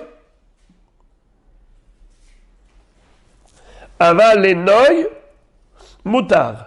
Mais si les clous ne sont là que pour la beauté, embellir la sandale, alors c'est permis. Il n'y a pas de Issour Shabbat de sortir avec. Car le Maaseh Shehaya, c'était avec des sandales où les masmérim étaient là pour renforcer la structure et non pas pour embellir. Et la Gemara demande Vekama lenoy, combien de masmérim on met dans les sandales pour les embellir, pour appeler ça lenoy. Rabbi Yochanan amar hamesh bazé ve hamesh bazé, ve Rabbi Hanina amar shevar bazé ve shevar bazé. Alors, c'est une marloquette. D'après Rabbi Yochanan, il dit qu'il y a 5 clous dans chaque sandale, et Rabbi Hanina dit qu'il y a 7 clous dans chaque sandale. C'est-à-dire que dans la mesure où il met plus, ça ne s'appelle plus les noyes, c'est comme si on renforçait la structure et donc ça devient interdit. Amar le Rabbi Yochanan le Rav Shaman bar Abba, Asber alach le Didi. Asber alach. Rabbi Yochanan a dit à son élève, Rav Shaman bar Abba, je vais t'expliquer ma mahloquette entre moi et Rabbi Hanina. Les Didi, moi je t'ai dit 5 et 5. C'est quoi 5 et 5? Shtai mikan ou shtai mikan ve'achat betarsiotav. Rashi explique. Qu'est-ce que ça veut dire? Où se situent exactement les clous qui sont là pour embellir? Rashi dit Shtai mikan le tzad chitzon et had berosho le tzad ha'etzbaot ve'echad le tzad akevo ou shtai mikan le tzad pnimi le ever ben haraglaim. Qu'est-ce que ça veut dire? Comment on a 5 clous?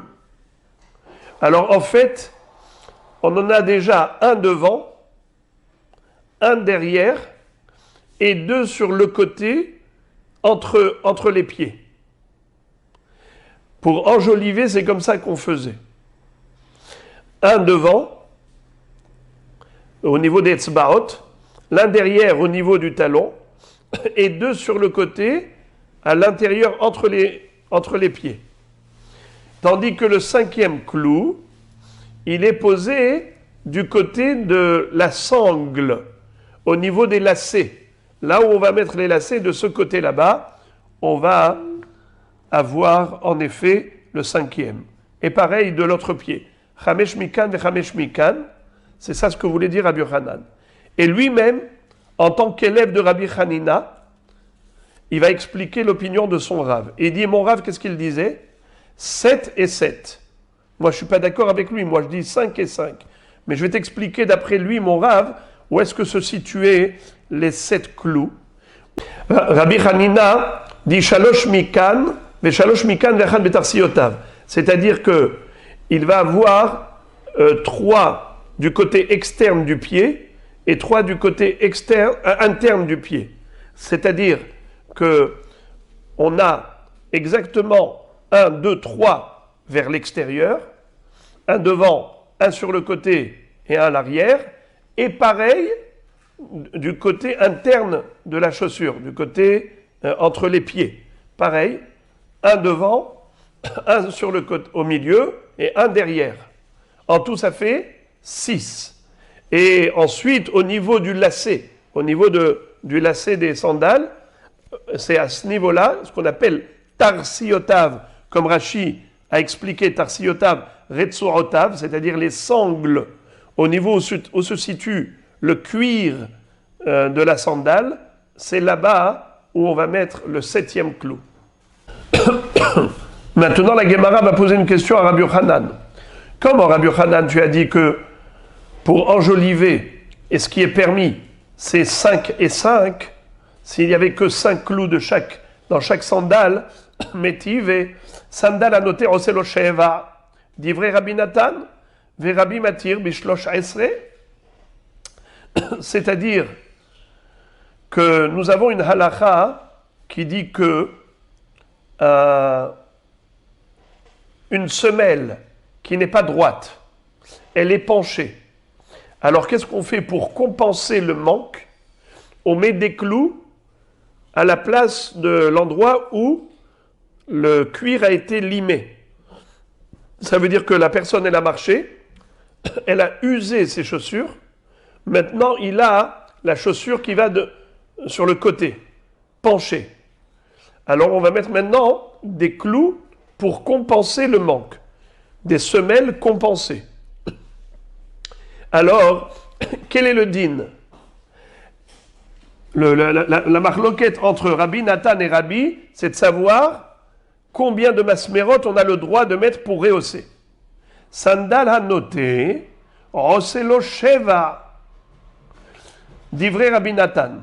On lui permet d'avoir Shabbat une chaussure, un sabot, qui a en dessous 7 clous sous chaque sabot.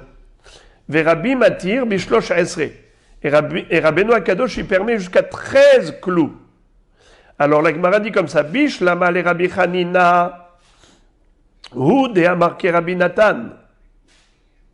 Métive, sandal a noté oselo sheva, divrei Rabbi Nathan, ve Rabbi Matir bishlosh esre. Bish lama le Rabbi Hanina, hu de amarke Rabbi Nathan, et la Rabbi Yohanan de amarke man, c'est-à-dire Comment se fait-il que Rabbi Yochanan ait dit que Hamesh, en mettant 5 et 5, c'est cachère? Mais ça correspond à rien, ça correspond à personne.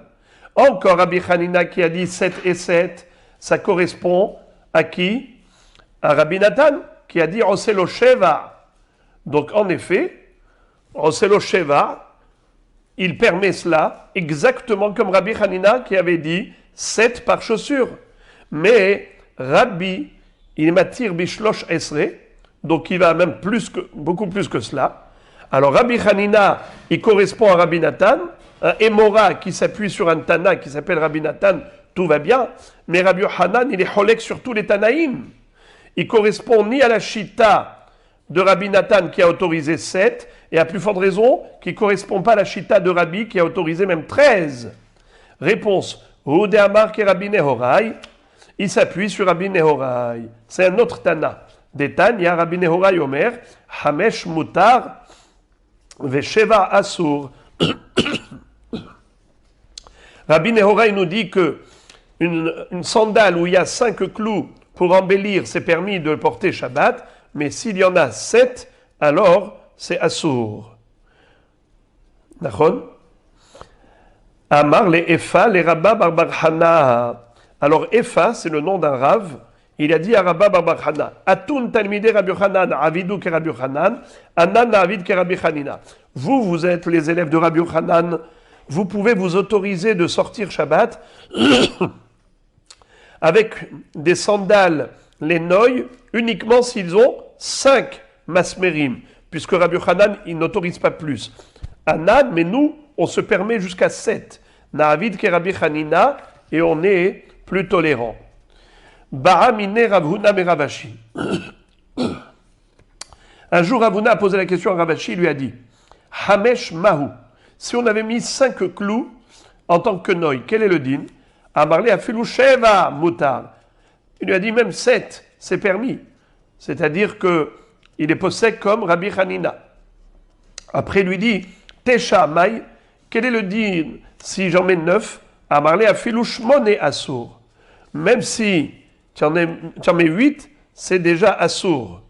Alors, c'est uniquement Sheva. Baramine Aou Ratsa'ana mi Rabbi Ami. Il y avait une fois un cordonnier qui a posé la question à Rabbi Ami. Il lui a dit Tfaro mi bifnim mahu. Si quelqu'un a pris du cuir, et lui en tant que cordonnier, il était bien chaussé, c'est-à-dire qu'il a posé la question ainsi. Mahaddin, si je prends un morceau de cuir et je l'introduis à l'intérieur de la sandale pour y mettre le pied dedans, est-ce qu'on a le droit de sortir avec un sandal à Messoumar de cette manière? Alors il lui a dit Amarle Mutar Velo Yadana Maitama. Il a dit je sais que c'est permis, c'est comme ça que Rabbi Ami a répondu. Mais il a dit, mais je ne sais pas pour quelle raison c'est permis, mais j'ai appris que c'est Mutar. Amar Ravashi veloyada amar maitama. Quoi, Rabbi, vous ne savez pas quelle est la raison, mais la raison elle est évidente. Kevan de tfaro mi bifnim, haval et man'al, be sandal gazrou rabanan, be man'al le gazrou be rabanan.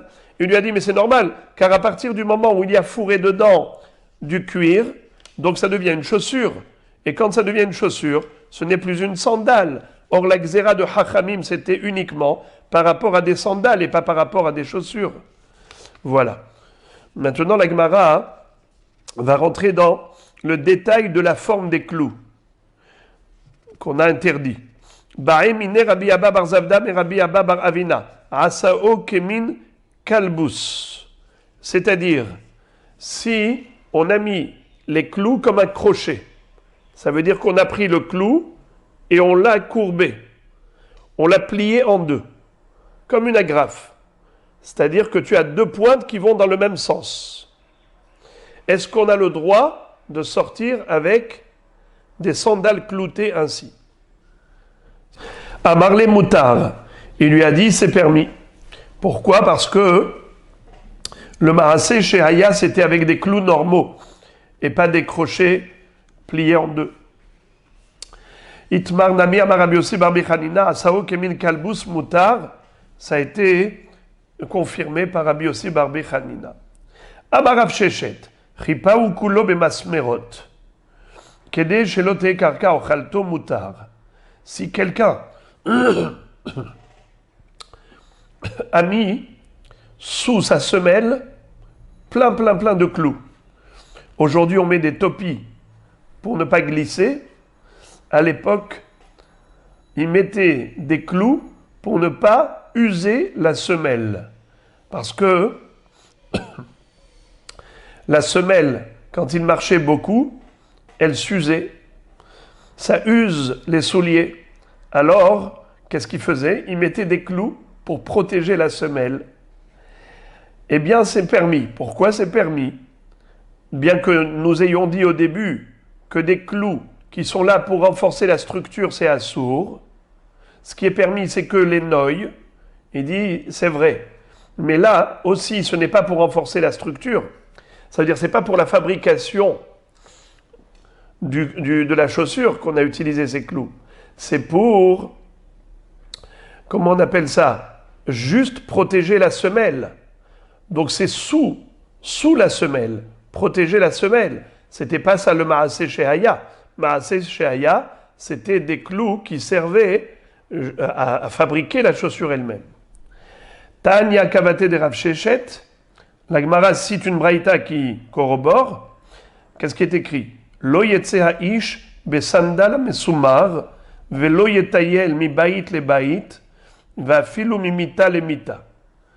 Shabbat, nous dit la braïta, l'homme n'a pas le droit de sortir à l'extérieur avec un sandal à mesumar, un sabot clouté, velo yetayel mi bait le bait, même pas d'une chambre à l'autre. Bait ici, ça veut dire une chambre. Va filulom imita lemita, même pas dans la même chambre, d'un lit à l'autre. Ça veut dire même à l'intérieur de la maison, assourd de se balader avec des sandales cloutées. Aval metaltelin oto, le chasodbo et akeli, velismorbo, karei amita. Mais on a le droit de le prendre pour recouvrir par exemple un keli, ou bien pour caler un lit. Si on a un lit bancal, il faut mettre une cale, alors on peut utiliser ce sabot en tant que l'ismorbo karei amita. Et également recouvrir, par exemple, si j'ai une boîte et je veux la recouvrir, je n'ai pas de couvercle, je peux recouvrir la boîte avec cette chaussure. Mais Rabbi Elazar bar Shimon osser. Rabbi Elazar bar Shimon dit quelque chose d'incroyable. Il dit assour. Pourquoi? Normalement, on a le droit d'utiliser même kli shemlartoli issour les tzorech gufo au tzorech mekomo. J'ai le droit de prendre un marteau pour casser une noix de coco si j'ai besoin. Alors pourquoi est-ce qu'ici il interdit d'utiliser le sandal à mesumar? Pourquoi il n'est pas d'accord avec les chachamim, Rabbi Elazar bar Shimon? Il dit que là il y a un risque, c'est que la personne soit tentée de porter la sandale. S'il va l'utiliser, il risque ensuite de la porter.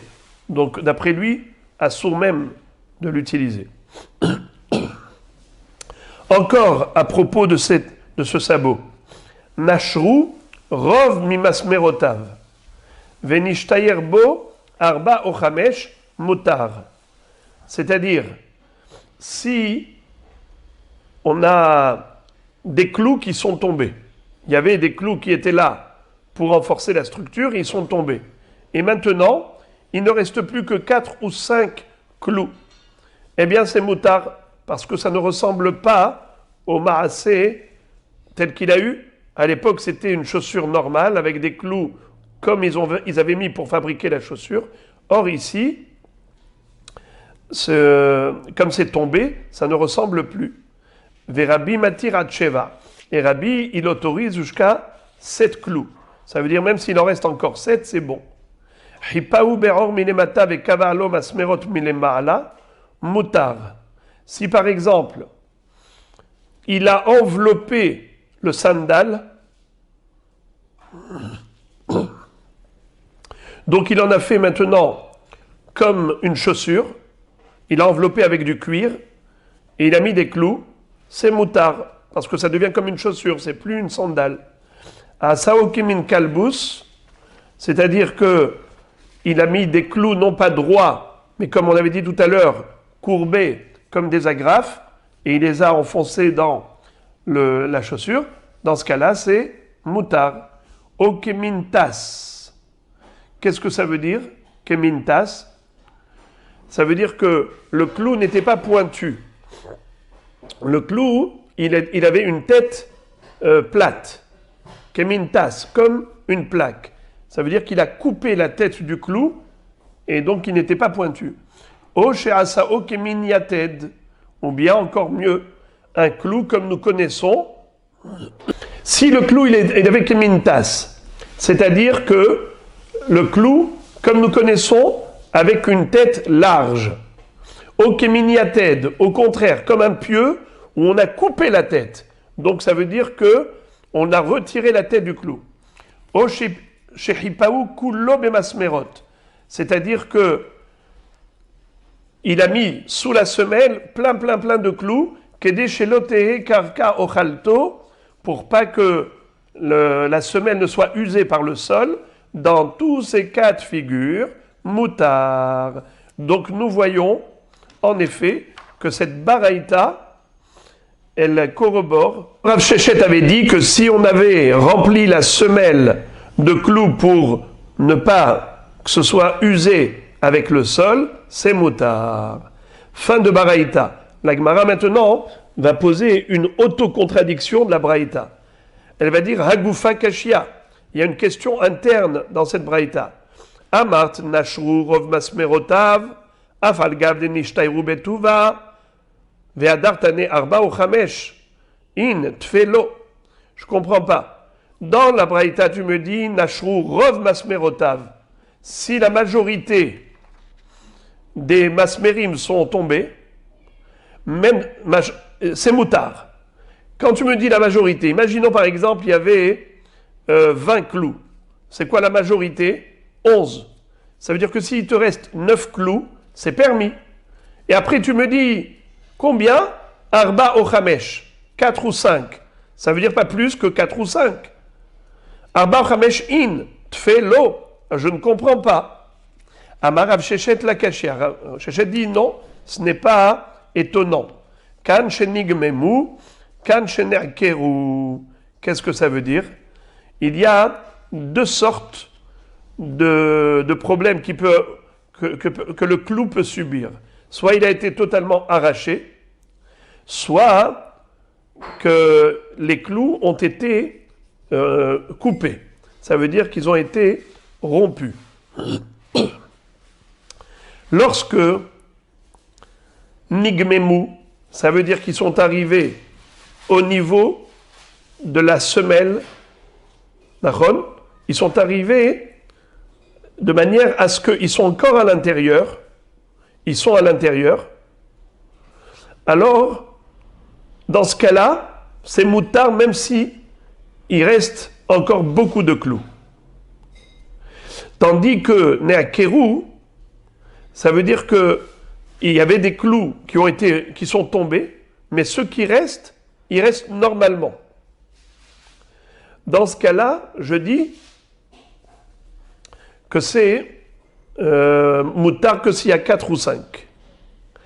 La différence entre le premier cas et le deuxième cas, c'est de savoir est-ce que la chaussure a subi une transformation ou pas.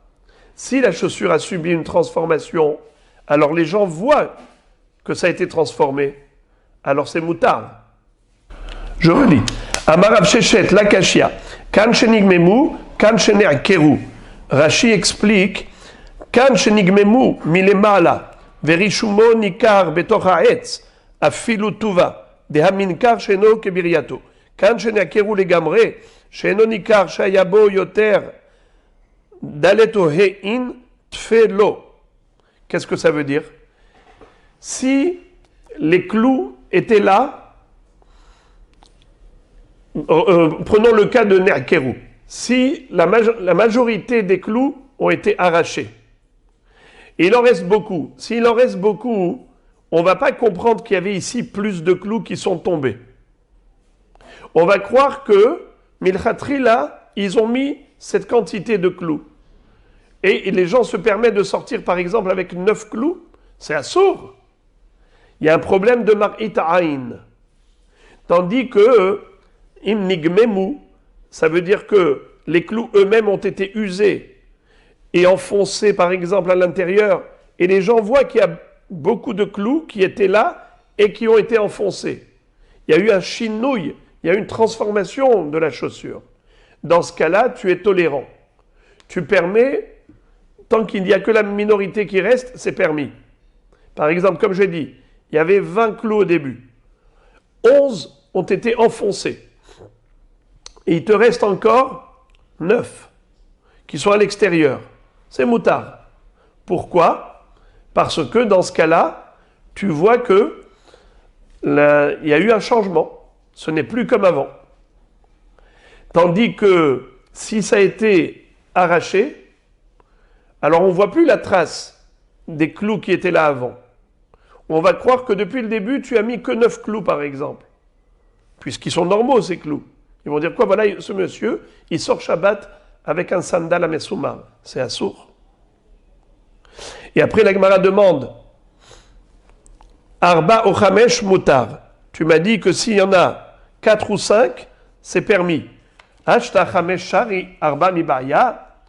La Gemara dit, mais si tu m'as dit que même 5, c'est permis, à plus forte raison 4, pourquoi tu me dis 4 ou 5 Amara Frisda Arba Misandal Katan, Vechamesh Misandal Gadol.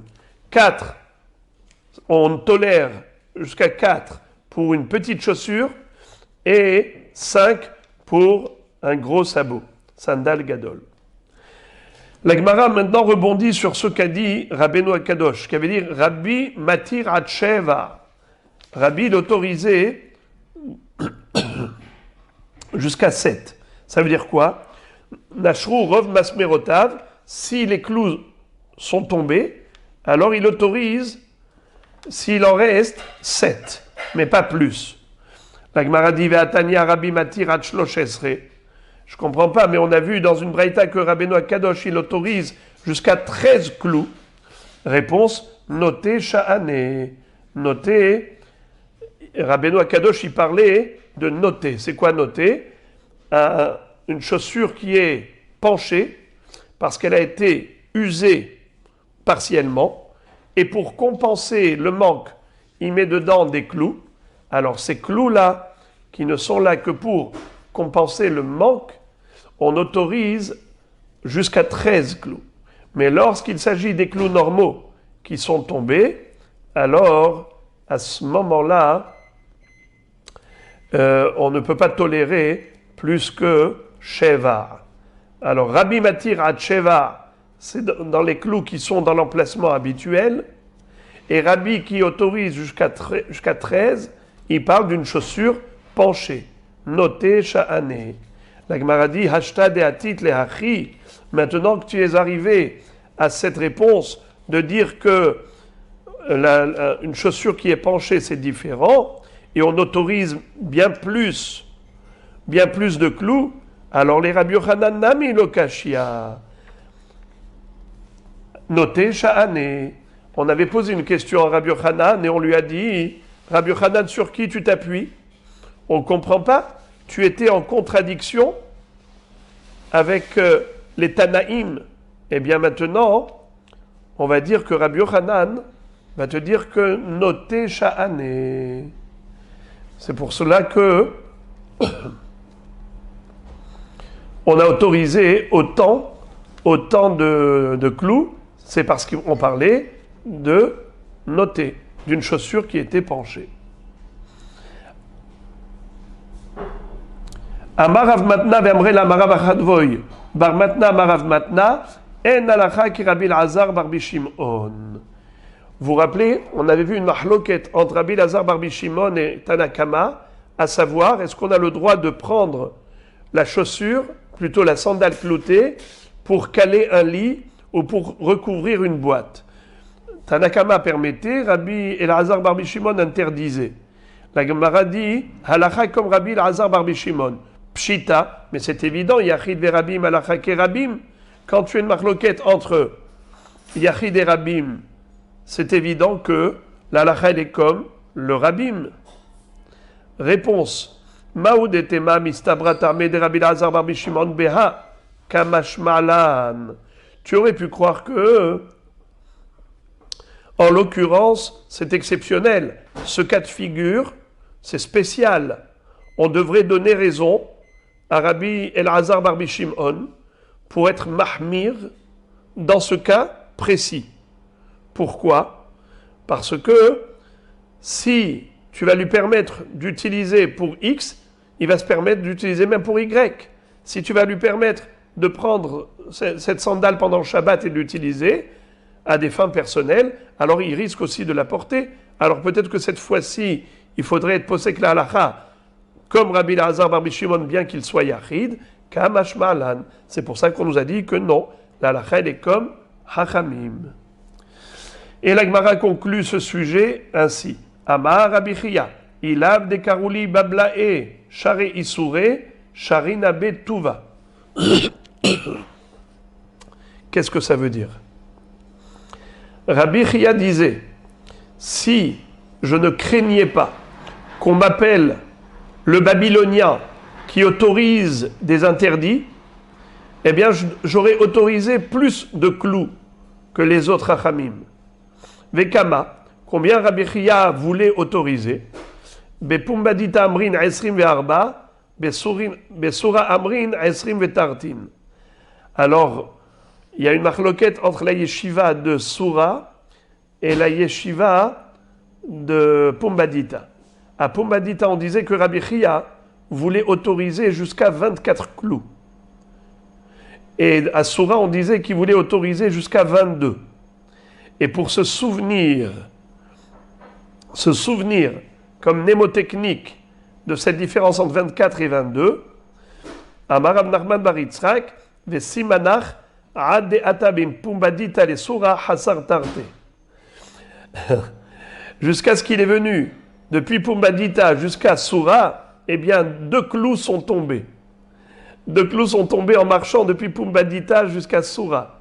Ça veut dire, c'est une façon de, en plaisantant, de dire que, pour te rappeler, à Pumbadita on dit 24 et à Soura on dit 22, alors en voyageant de Pumbadita jusqu'à Soura, il a perdu 2 clous de la chaussure.